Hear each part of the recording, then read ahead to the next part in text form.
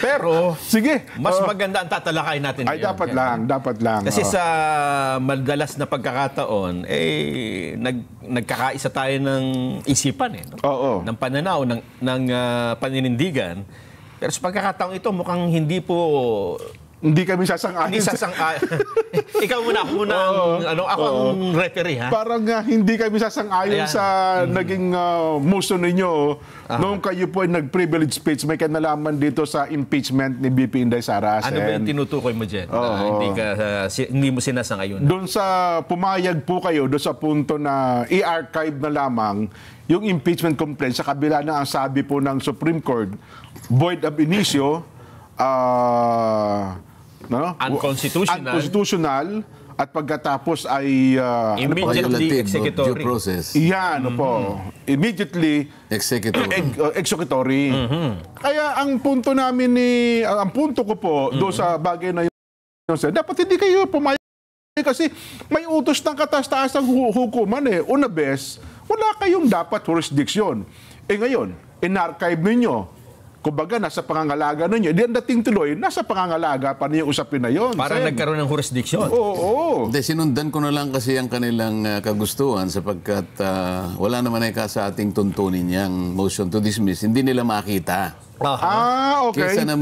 Kesa naman sa makipag-away pa ako na wala nga naman dun sa rules ng Senate. Yun. Opo. Ngayon, kung ipapaliwanag ko yung prinsipyo ng residual power, baka hindi nila lalong maintindihan. At Hindi nyo muna alam. Kaya nga, ayoko nga ipaliwanag sa kanila. Baka gusto ko pa rin panatilihing neophyte ako Ayun!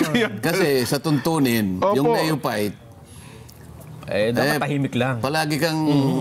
By rule of thumb, pagka neophyte ka, 1 taong kang tahimik. Abay, sa lower house ka, totoo mo yan, nakikinig ka lang, nag-aaral ka. Mas marami yung pakikinig at pag-oobserba kesa sa ikaw ay humahalo na sa salitaan. Yes po, oo.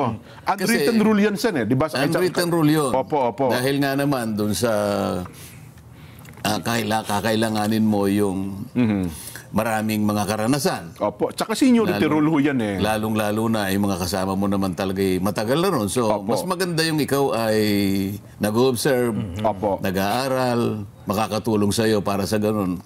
Kung nasa tamang panahon na ang pagsasalita mo, makaagapay ka naman doon sa kanilang kasanayan. Tama po naman yun. Kaya kung gusto ko sanang ipaliwanag yung residual power. Residual power. Na ang ibig sabihin nun, kahit na inallocate mo lahat ang mga powers sa lahat ng mga bahagi ng ahensya ng gobyerno, palaging merong natitira.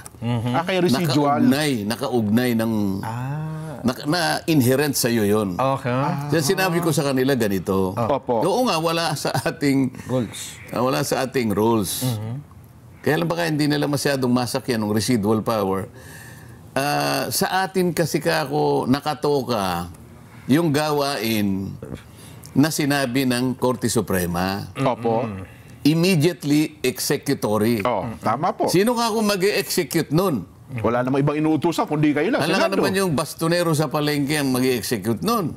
Hindi ba? Alam ka naman yung chief of police ng isang munisipyo. Hindi pwede yun Sa amin lang talaga nakaukol yung gawain. Sinabi niya, yung impeachment complaint na yan, unconstitutional, null and void ab initio, violative of due process. Kahit hindi niya this is immediately executory.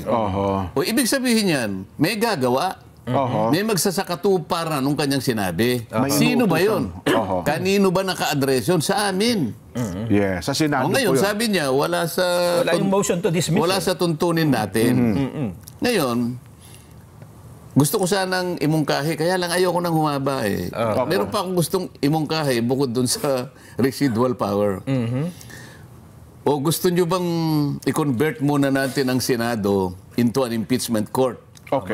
Para lang yung motion to dismiss pumasok. Kasi nandun doon sa rules ng impeachment nandun Hindi rin sila papayag Ba't naman kami papayag? Ano kami bali? Sasabihin na naman nila. So hindi mo magagamit mo lamang yung motion to dismiss kapag yung Senado, kinonvene nila yung sarili nila at transform nila ang sarili nila into an impeachment court. Nandoon yung rules of court okay. that will be used suppletorily. Kung kikilalanin ninyo, papayag ako na susumpa muna tayo, i-establish natin ang impeachment court, at saka ako magmo-motion to dismiss. Kasi nandun yung rules of court. Hindi rin sila papayag, di ba? Yung punto naman do sa yung suppletorily power, kahit daw ilang beses mong basahin po yung rules ng Senado, wala rin daw po yun dun eh. Wala nga Sabi doon. ng isang veteran senator. Wala nga, nandun nga doon sa resolution number 39, ito yung rules of procedure in impeachment trial sa Senate. Okay. Doon mo kukunin yung rules of court na gagamitin suppletorily. Kaya ako sinasabi sa inyo, payag ba kayo para doon ko nakuhugutin? Hindi rin sila papayag eh. Ngayon, pumayag na lang ako, gumamit tayo ng ibang salita na pinsang buo din naman ang motion to dismiss. Kaya na... Pareho lang. Minsan matatawa ka lang eh. Tawagin nila, pag tinawag ng Amerikano yan, hair splitting, sabi niya. Walang pinag-iba yun eh. Semantics. Yung archive at saka yung motion to dismiss. Yung archive, ibinaon mo sa baul. Okay. Yung baul na lumang-luma. Yun yun. Puro amag yun. Pero dahil sa archive, may nagsasabi, anytime, pwede namang buhayin yan. Dependent yun kung sakasakaling magmilagro. Yung Supreme Court. Ang Supreme Court. Halimbawa, biglang nagkaroon ng isang napakalaking milagro. Yung Supreme Court, 8 sa kanila, ni-reverse ang sarili. Bumalik